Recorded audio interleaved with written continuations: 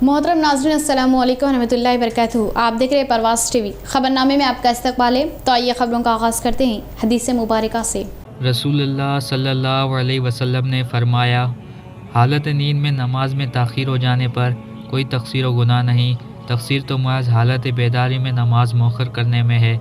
जब तुम में से कोई शख्स नमाज़ पढ़ना भूल जाए या वो उस वक्त सो जाए तो जब उसे याद आए पढ़ ले, क्योंकि अल्लाह ताला ने फरमाया, मुझे याद करने के लिए नमाज पढ़ा करो। तफसील से खबरें नजर डालते हैं आज के हेडलाइंस पर। कोरोना की संगीन सूरत हाल और तीसरी लहर के खदशे के पेश नजर टीआरएस हुकूमत के मुस्बित इक़दामात। रियासत भर में डायग्नोस्टिक सेंटर का क़याम। मुफ्त तिब्बी मुआयने से गरीब आवाम को मिलेगी राहत। रियासती वजीर, अर्बन एमएलए व जिला कलेक्टर।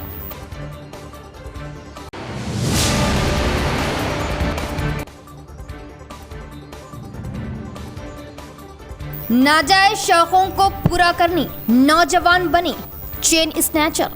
खवातीन के गले से चेन उड़ाने वाले स्नैचर्स को पुलिस ने धर दबोचा। सार्किन के कब्जे से तलाई जेवरात व पल्सर बाइक के जब्त।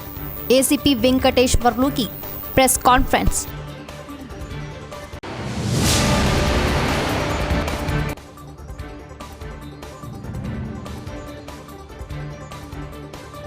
बाइक पर सवार नौजवानों को तेज रफ्तार नामालूम गाड़ी ने दी टक्कर। 2 की मौत, 1 शदीद जख्मी। आरमूर पेरकिट शाहराह पर पेश आया भयानक सड़क हादसा।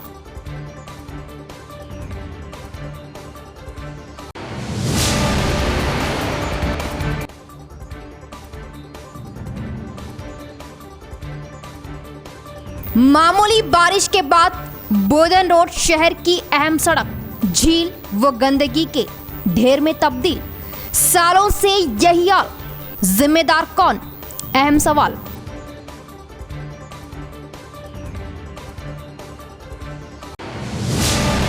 अब खबरें तफसील से।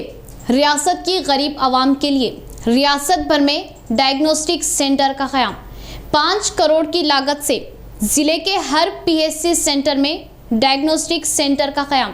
गरीब आवाम इस्तेफादा हासिल करे। सीएम केसीआर से रियासती वज़ीर वेमुला प्रशांत रेड्डी का इजहार तशक्कुर।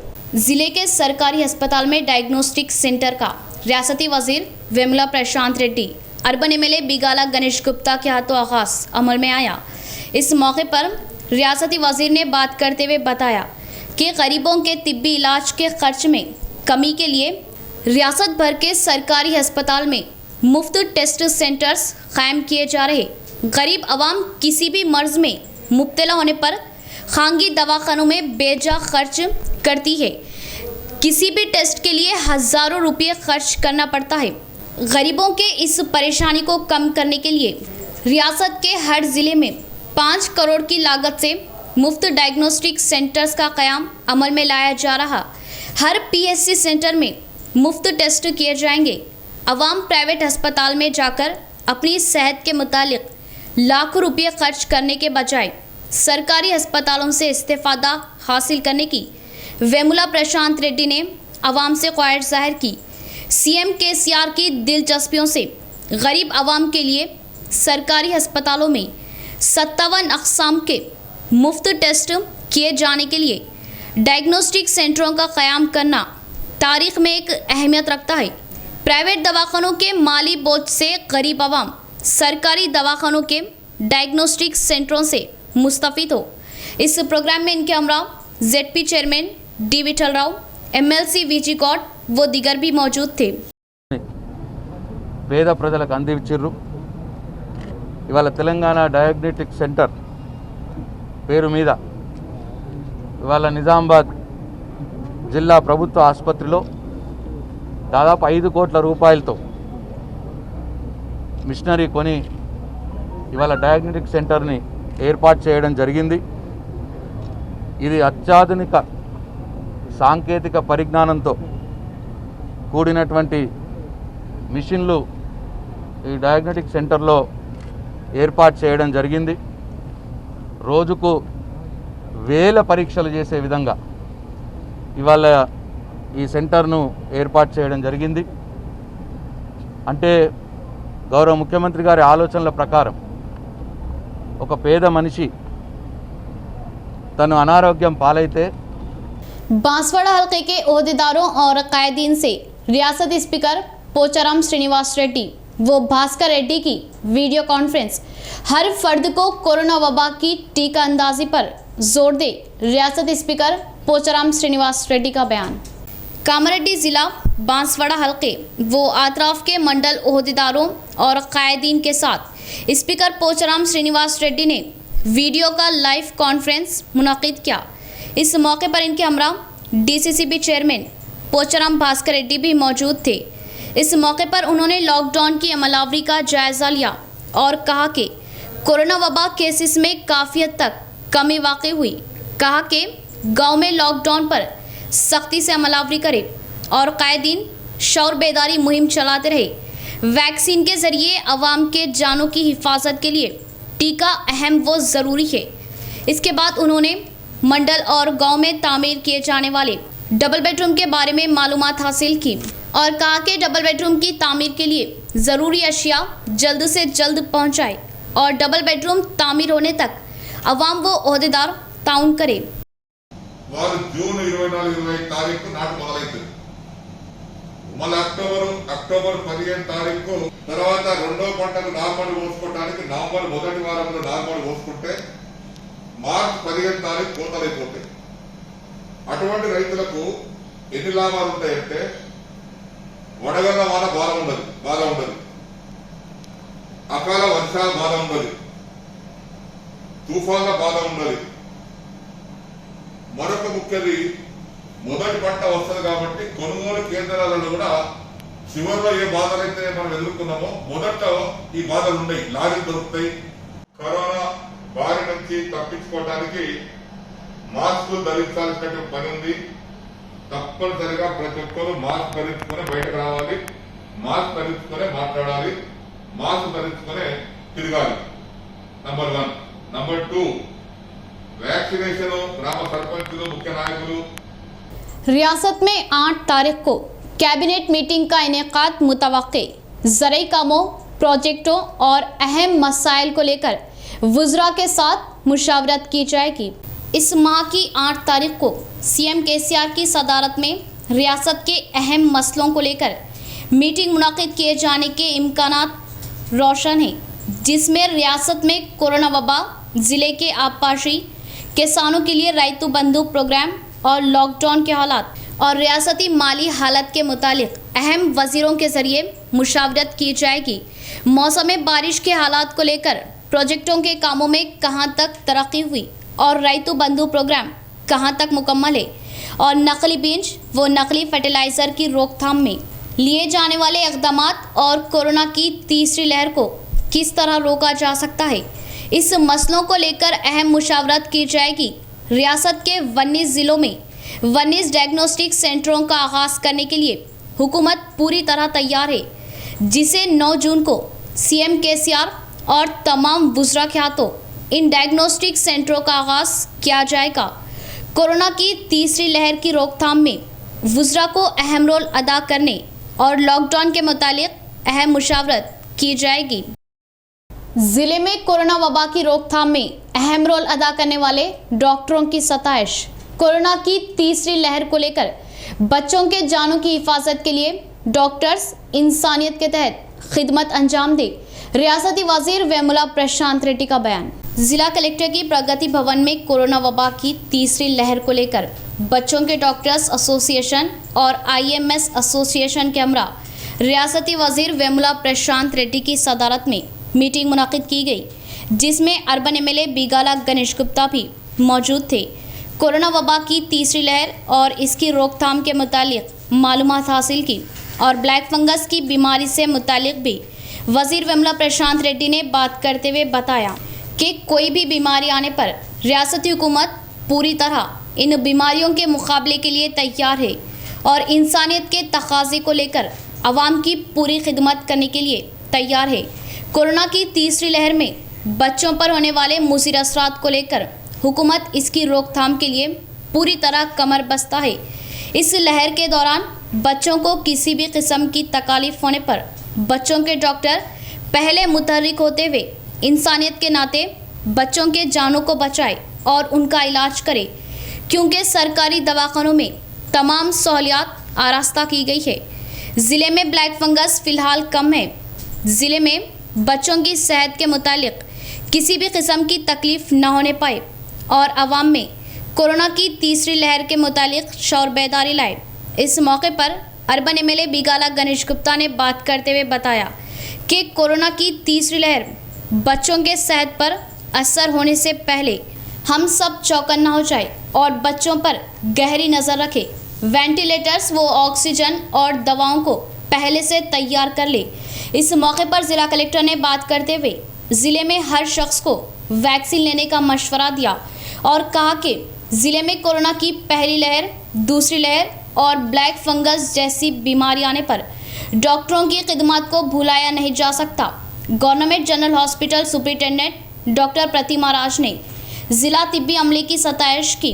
कोरोना वबा, ब्लैक फंगस जैसी बीमारियों की रोकथाम में अहम रोल अदा करने वाले और तमाम सहूलियात से आरास्ता करने पर वज़ीर वेमुला प्रशांत रेड्डी और एमएलए का शुक्रिया अदा किया। इस मौके पर एमएलसी वीजी गौड, तिब्बी अमला, आईएमए सदर सेक्रेटरी डॉक्टर विशाल, बच्चों के डॉक्टर्स व दीगर भी मौजूद थे।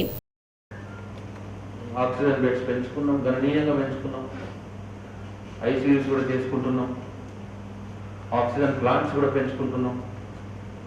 సో గవర్నమెంట్ తరఫు నుంచి, ప్రభుత్వ తరఫు నుంచి ఎంత చేయాలో అంత చేసుకుంటున్నాం. ఈ సెకండ్ వేవ్లో ఇంకోటి మనం సెకండ్ వేవ్లో పార్ట్ బి బ్లాక్ ఫంగస్ అని వచ్చింది ఇంకోటి. దానికి ఒక వారం రోజులు ఇబ్బంది. ఈ మాకు మేము తెలియని వాళ్ళకి, మెడికల్ టర్మినాలజీ తెలియని వాళ్ళకి ఈ వ్యాధి రోగమే చాలా కొత్తగా ఉంది. దానికి వాడుతున్న మందులు కూడా చాలా కొత్తగానే ఉంది. నోరు కూడా తిరగట్లేదు ఆ ఇంజక్షన్ల పేరు. ఈ బ్లాక్ ఫంగస్ దాంట్లో అదేదో ఫస్ట్ ఒకటి వచ్చింది, అది చాలా expensive, it is too expensive, దొరకట్లేదు. సంథింగ్ తిరిగినా తిరగదు, ఒకసారి అన్నాక మనం ఇంకోసారి రాదు.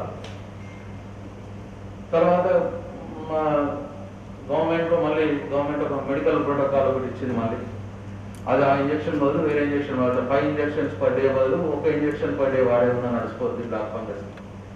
దాని తర్వాత కొన్ని రోజులు అయిన తర్వాత టాబ్లెట్స్ వాడచ్చు అని చెప్పి అది ఇచ్చింది. సో ఆ ప్రోటోకాల్ ప్రకారం ఇప్పుడు నడుస్తాం.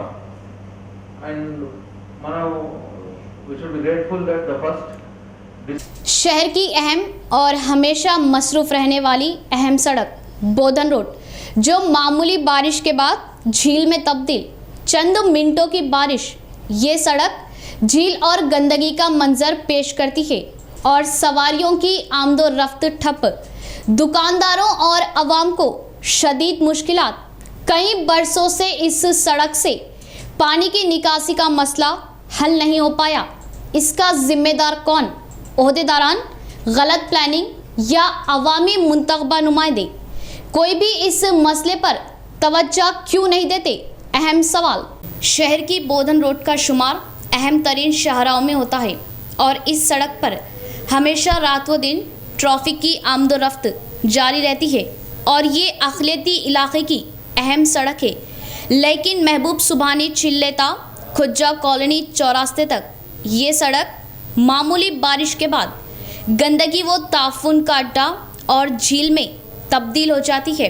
ये जो वीडियो और तस्वीर हम आपको बता रहे हैं, जो आपके टीवी स्क्रीन पर है, ये इसी मुकाम यानी बोधन रोड के है। आज दोपहर हुई चंद मिनटों की बारिश के बाद के है। चंद मिनटों की बारिश के बाद सड़क का ये मंजर है। सड़क पूरी तरह झील में तब्दील हो चुकी और गंदगी का आलम आप खुद देखिए। और ये मसला कई बरसों से जूं का तू बरकरार है और बरसों बाद भी इस मसले को हल नहीं किया गया। आवाम को राहत देने के लिए कोई मंसूबा नहीं बनाया गया, जिससे मामूली बारिश के बाद यहाँ बसने वाली आवाम, राहगीरों और दुकानदारों को शदीद मुश्किलात का सामना है। तो इसका जिम्मेदार कौन है, ये अहम सवाल है।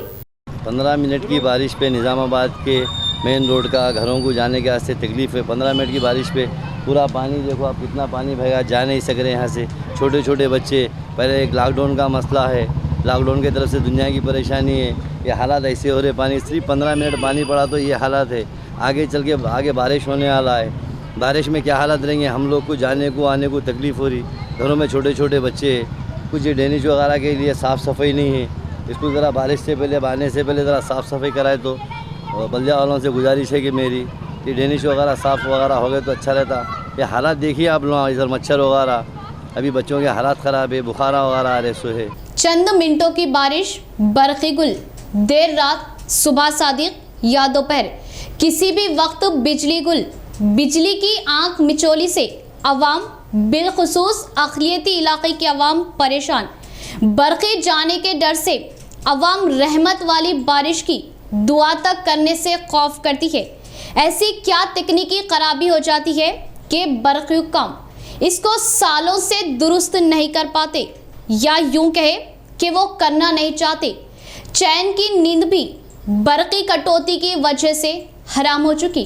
पहले लोग रहमत वाली बारिश के लिए दुआएं मांगते, लेकिन अब अवाम दुआ तो मांगती है, लेकिन दिल में खौफ भी होता है कि बारिश तो होगी लेकिन घंटों बिजली बंद हो जाएगी।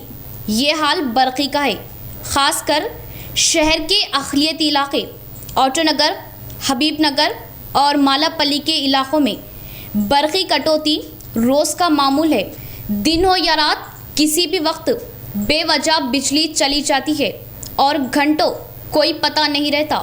अक्सर रात के औकात, देर रात 2 ता 3 या 1 बजे ता 2 बजे रात बरक़ी गुल होना मामूल बनता जा रहा। चंद बूंदे बारिश पड़ जाए या मामूली हवा का झोंका काफ़ी है, काफ़ी देर बिजली बंद होने के लिए। और हमारी ये आदत बन चुकी है कि हम बरक़ी क्यों गई ये सवाल नहीं करते, अलबत्ता घरों से निकलकर ये मालूम करते हैं कि दूसरी तरफ बिजली गई या नहीं। अगर दूसरी तरफ बिजली बंद है तो इत्मीनान करते हैं और घंटा 2 घंटे बाद बिजली आने पर खुश हो जाते हैं, लेकिन ज़िम्मेदारान से सवाल नहीं करते और ना ही हमारे अपने कायदीन, ओहदेदारान को इस बात के लिए पाबंद करते हैं कि बिजली ना जाए। ये सिलसिला यूं ही जारी है। 31वें रोज़ भी अर्बन एमएलए बिगाला गणेश गुप्ता की जानिब से कोरोना मुतासरीन व उनके अहले खाना और लॉकडाउन के पेश नज़र खाने के पैकेट्स की तकसीम का सिलसिला जारी। मुख्तलिफ इलाक़ों में टीआरएस क़ायद अकबर ख़ान ने गुरबा व मुतासरीन में खाने के पैकेट्स तकसीम किए और एमएलए बिगाला गणेश गुप्ता से इजहार तशक्कुर किया। कोरोना मुतासरीन की बढ़ती हुई तादाद और कोरोना की संगीन सूरत हाल के पेश नज़र अर्बन एमएलए बिगाला गणेश गुप्ता ने इंसानी हमदर्दी और ख़िदमत की बेहतरीन मिसाल पेश की। कोरोना मुतासरीन व उनके अहले खाना के लिए मुफ्त खाने के पैकेट्स की तकसीम शुरू की और 3 वैनों के ज़रिए शहर के मुख्तलिफ इलाक़ों में खाने के पैकेट्स की तकसीम की जा रही थी। फिर अचानक लॉकडाउन क्या क्या, जिसके बाद अर्बन एमएलए बिगाला गणेश गुप्ता ने अपनी इंसानी खिदमत के दायरे को वसी करते हुए लॉकडाउन की वजह कोई भूखा ना रहे, इस मकसद से गुरबा में भी खाने के पैकेट्स की तकसीम शुरू की और ये सिलसिला गुज़िश्ता 31 रोज़ से जारी है। आज शहर के मुख्तलिफ इलाक़ों में टीआरएस हरकती क़ायद अकबर ख़ान ने खाने के पैकेट्स की तकसीम की। अकबर ख़ान गुज़िश्ता कई रोज़ से गुरबा की खिदमत में जुटे हुए हैं और हर भूखे तक अर्बन एमएलए की जानिब से दिए जाने वाले खाने के पैकेट्स पहुंचाने का काम कर रहे। उन्होंने अर्बन एमएलए की आला खिदमत पर इनसे इजहार तशक्कुर किया। कोरोना वबा की तीसरी लहर के लिए अवाम में शौर बेदारी की ज़रूरत। अवाम सेहत का ख्याल रखते हुए एहतियाती तदाबीर इख्तियार करें। कोरोना वबा की बीमारी से शुरुआत में ही कई लोगों ने अपनी जान दे दी। लॉकडाउन की सख्ती की वजह से हिफाजती तदाबीर को अपनाने में अवाम आगे आ रही और लॉकडाउन के ख़ात्मे के बाद फिर से अवाम गुजरे हुए हालात को भूल बैठी और तवील लॉकडाउन की वजह से माली परेशानियों का शिकार हो गई। अब माली परेशानियों को कम करने के लिए फिर से तैयार होने वालों को कोरोना वबा दूसरी लहर के साथ आ पहुंची, जिसकी किसी ने भी उम्मीद नहीं की थी। अब पहली लहर से भी ज़्यादा दूसरी लहर अपना असर बता रही, जिसमें हज़ारों और लाखों लोगों ने अपनी जान दे दी, कई ख़ानदान बिखर गए। अब कोरोना वबा में कमी पाई जा रही है, मगर आवाम में फिर से लापरवाही शुरू हो गई। हुकूमत की जानिब से कोरोना की तीसरी लहर की अफवाह बहुत तेज़ी से फैल रही, इसके साथ ब्लैक फंगस की बीमारी, मगर आवाम फिर से अनजान दिखाई दे रही। चेहरे पर मास्क बड़ा बोझ दिखाई देने लगा। लॉकडाउन में छोटे से छोटे ताजरीन बाज़ारों में एहतियाती तदाबीर को लेकर कोई अहमियत नहीं दे रहे। समाजी दूरी का कोई ख्याल नहीं। मास्क को चेहरे पर पूरा इस्तेमाल करने के बजाय कानों तक ही महदूद किया जा रहा। कोरोना वबा की आने वाली तीसरी लहर बच्चों के साथ बड़ों पर भी अपने असरात छोड़ सकती है, जिससे आने वाले वक्तों में सभी की जानों को धोखा है। हुकूमत व ओहदेदार और ज़िम्मेदार आगे आते हुए फिर से एक बार अवाम में शौर बेदारी लाने की ज़रूरत है और खुदा के हुजूर में झुकने की ज़रूरत है। कोरोना खैर में काफ़ी हद तक कमी। रियासती वज़ीर वेमुला प्रशांत रेड्डी के मशवरे और ज़िला CP कार्तिक्या व ज़िला कलेक्टर C नारायण रेड्डी के ताउन से ज़िला ओहदेदारों की काबिले तारीफ़ खिदमत। रियासत में 12 मई से लॉकडाउन के लिए गए इक़दामात की वजह से ज़िले में कोरोना वबा के मुतासरीन की तादाद दिन ब दिन कम होती जा रही और पुलिस ओहदेदारान की जानिब से लॉकडाउन पर सख्ती से अमलावरी की जा रही है। ज़िला कलेक्टर C नारायण रेड्डी की दिलचस्पियों के सबब अवाम में राहत महसूस की जा रही। रियासती वज़ीर वेमुला प्रशांत रेड्डी के वक्त ब वक्त हिदायत व मशवरे से भी केसेस और अमवात में कमी वाक़ होने लगी। कोरोना मुतासरीन को घरों तक ही महदूद रखने और मेडिकल किट्स फराहम करते हुए आशा वर्कर्स व आंगनवाड़ी वर्कर्स और तिब्बी अमले की खिदमत के सबब ज़िले में कोरोना केसेस में काफ़ी कमी वाक़ई हुई। एक तरफ से लॉकडाउन के औकात में रियायत देना भी अवाम की राहत महसूस की जा रही और वक्त ब वक्त मुतासरा मरीज़ों के लिए आइसोलेशन सेंटर का क़याम और तिब्बी अमला व डॉक्टरों और पुलिस डिपार्टमेंट की खिदमत भी कोरोना वबा की रोकथाम का एक अहम हिस्सा है। पेरकिट के करीब कौमी शाहराह 63 पर बाइक पर सवार नौजवानों को तेज़ रफ्तार नामालूम गाड़ी ने टक्कर दी और फरार हो गई। इस भयानक सड़क हादसे में 2 नौजवान की मौत और 1 शदीद जख्मी। पुलिस में मुकदमा दर्ज किया गया। आरमूर SHO सिद्धेश्वर का बयान। आरमूर SHO सिद्धेश्वर ने बताया कि आरमूर सड़क हादसे में 2 नौजवान फौत और 1 शदीद ज़ख्मी। तफसीलात के बमौजिब SHO के मुताबिक आरमूर रामनगर से ताल्लुक़ रखने वाला एल सूर्या किरण उम्र 24 साल, इसका साथी यादगिरी वंशी और पवन, ये तीनों दोस्त टिफ़िन करने की गर्ज से जा रहे थे कि पिरकिट कौमी शाहराह 63 पर एक नामालूम गाड़ी की टक्कर से सूर्या किरण नामी नौजवान मौके पर ही फौत हो गया। यादगिरी वंशी नामी नौजवान निज़ामाबाद इलाज के लिए मुंतकिल करने के दौरान दम तोड़ दिया। पवन निज़ामाबाद के एक खांगी दवाखाने में ज़ेर इलाज है। सिद्धेश्वर ने बताया कि मुतवफ़ी के अफराद ख़ानदान की दरख्वास्त पर केस दर्ज करते हुए तहकीक़ात का आगाज़ कर दिया गया। ఈరోజు ఆర్మూరు టౌన్ పోలీస్ స్టేషన్ లిమిట్స్లో ఒక ఫ్యాటల్ రోడ్ యాక్సిడెంట్ జరిగింది. ఈరోజు తెల్లవారుజామున 2 గంటల సమయంలో సూర్యకిరణ్, వంశీ, పవన్ అనేటువంటి 3 స్నేహితులు యమహా బైక్ మీద పెరికిట్ గ్రామ శివార్లో ఉన్నటువంటి ఫ్లైఓవర్ దగ్గరలో మన దావా దగ్గరలో మెయిన్ రోడ్డు మీద వెళ్తుండగా కదా ఒక గుర్తు తెలియని వాహనం ఢీకొనడం వల్ల వీళ్ళు బైక్ నుంచి కింద పడడం వల్ల వీళ్ళకి తీవ్ర గాయాలైనవి. దీంట్లో సూర్యకిరణ్ అనే అతను స్పాట్లో చనిపోవడం జరిగింది. వంశీ, పవన్ని నిజామాబాద్ హాస్పిటల్కి ట్రీట్మెంట్ తరలించిన వంశీ అండర్గ్రౌండ్ ట్రీట్మెంట్లో చనిపోయినాడు. ఈ కేసులో 2 చనిపోయినారు. సూర్యకిరణ్ అండ్ వంశీ 2 చనిపోగా పవన్కి ट्रीटमेंट जरूरत है।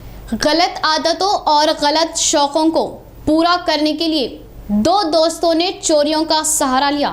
एडिशनल DCP अरविंद बाबू की प्रेस कॉन्फ्रेंस। आइए तफसील देखते हैं। गलत आदत और गलत सोहबतों ने उन्हें चोर बना दिया। बचपन के साथी, पेशे से ड्राइवर, गलत शौकों को पूरा करने के लिए खलीलवाड़ी से पहले पल्सर गाड़ी की चोरी करने के बाद अपने आप को चोर के ढांचे में ढालते हुए चेन स्नैचिंग शुरू की और आज पुलिस के हत्थे चढ़ गया। जिला एसीपी वेंकटेश्वर लू की जेर निगरानी में नॉर्थ रूरल सीआई के Gurunath, 5th town SI Shyam सुंदर अपनी टीम के हमरा डिचपली मंडल दोस्त गांव के 21 साला एम साई कुमार के घर पहुंचकर साई कुमार को गिरफ्तार करने पर साई कुमार जिले में किए गए चेन स्नैचिंग को कबूल करते हुए अपने दोस्त के हमरा किए गए जराइम की तफसील बताई और बताया कि कंचर का रहने वाला साई कुमार का दोस्त 24 साला ए अरुण के हमरा कई चोरियां की, जिसमें निजामाबाद खलीलवाड़ी से पल्सर बाइक, इस बाइक का नंबर प्लेट निकालने के बाद चोरी करने के लिए अकेली औरत इनका निशाना हुआ करती थी, जिसके गले से तलाए जेवर उड़ाना और अपने गैर गलत शौक़ों को पूरा करना आदत बन गई थी। अब तक ये दोनों ने मिलकर 7 लाख रुपये से ज़ायद मालियत के तलाई जेवरात की चोरी की। ज़िले के अलग अलग पुलिस स्टेशन में केसेस दर्ज है। दोनों को हिरासत में लेते हुए पुलिस तहकीकात कर रही है। इनके कब्जे में से पुलिस ने 4 गले के चेन, 1 पल्सर गाड़ी और 2 ओप्पो फ़ोन हासिल किए। ये बात बताते हुए एडिशनल डीसीपी अरविंद बाबू इस केस को कामयाबी से हल करने वाले सीआईस और एसआईस और head constable Surendra, constables Suresh और वेणुगोल की सताइश की। నాకు 4 ప్రాపర్టీ అఫెన్సెస్ అంటే చైన్ స్నాచింగ్ కేసెస్లో ఇన్వాల్వ్ అయినారు. అలాగే దీనికి ముందు ఒక బైక్ అఫెన్స్ కూడా చేయడం జరిగింది. బైక్ దొంగతనం చేశారు. సో ఈ సీరియస్గా ఈ చైన్ స్నాచింగ్స్ జరగటం ఒక సెన్సేషన్. దాన్ని తొందరలో అంటే అది జరిగిన కొన్ని రోజుల్లోనే అఫెండర్స్ని పట్టుకోవడము చాలా గొప్ప విషయం. అది పోలీసు చాలా చాకచక్యంగా ఇన్ఫర్మేషన్ పెట్టుకొని ఉన్న ఆధారాలన్నింటినీ సేకరించి ఉన్న టెక్నికల్ అండ్ అదర్ ఇన్ఫార్మెంట్ సిస్టమ్స్ని బాగా ఉపయోగించుకొని చేయడం జరిగింది. దీంట్లో ఈ అఫెన్సెస్ మొత్తం 2 ఇన్వాల్వ్ అయి చేశారు.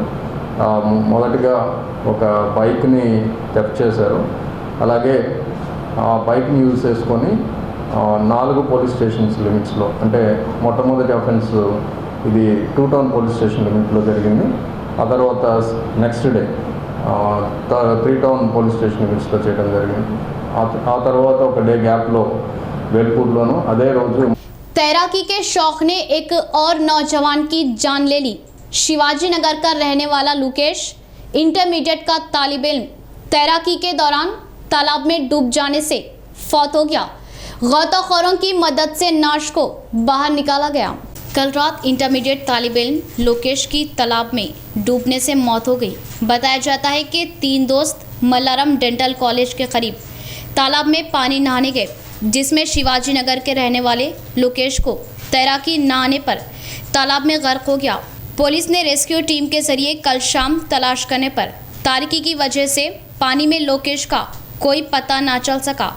बाद में आज दिन दोपहर से लोकेश की तलाश शुरू कर दी गई। 3 टाउन कांस्टेबल ऑफिसर ने तालाब से ढूंढकर लोकेश की नाश को बाहर निकाला। इस नाश को बाहर लाने में ऑफिसर के साथ हैदराबाद पुलिस एकेडमी ने नाश निकालने में मदद की। पुलिस ने नाश को पोस्टमार्टम के लिए सरकारी दवाखाना मुंतकिल किया। इख्तिताम से कबल फिर एक बार नजर डालते हैं आज के हेडलाइंस पर।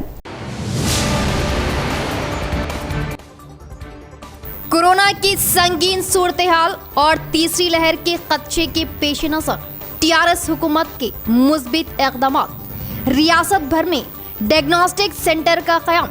मुफ्त तिब्बी मुआयने से गरीब आवाम को मिलेगी राहत।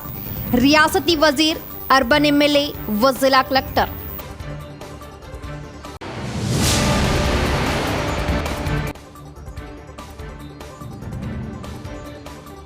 नाजायज शौकों को पूरा करने नौजवान बने चेन स्नैचर। खवातीन के गले से चेन उड़ाने वाले स्नैचर्स को पुलिस ने धर दबोचा। सार्किन के कब्जे से तलाई जेवरात व पल्सर बाइक के जब्त। एसीपी वेंकटेश्वर लू की प्रेस कॉन्फ्रेंस।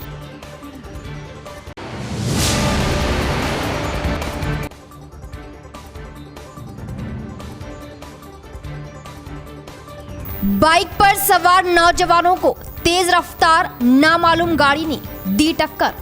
2 की मौत, 1 शदीद जख्मी। आरमोर पेरकिट शाहराह पर पेश आया भयानक सड़क हादसा।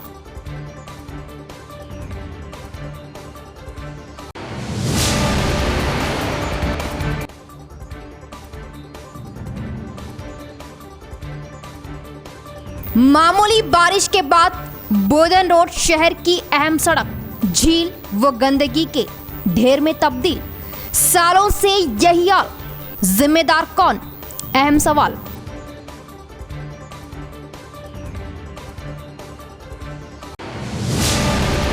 तो ये थी खबरों की तफसील। इंशाअल्लाह मज़ीद खबरों के साथ फिर आपसे मुलाकात होगी। तब तक के लिए दे इजाज़त। अल्लाह हाफिज़।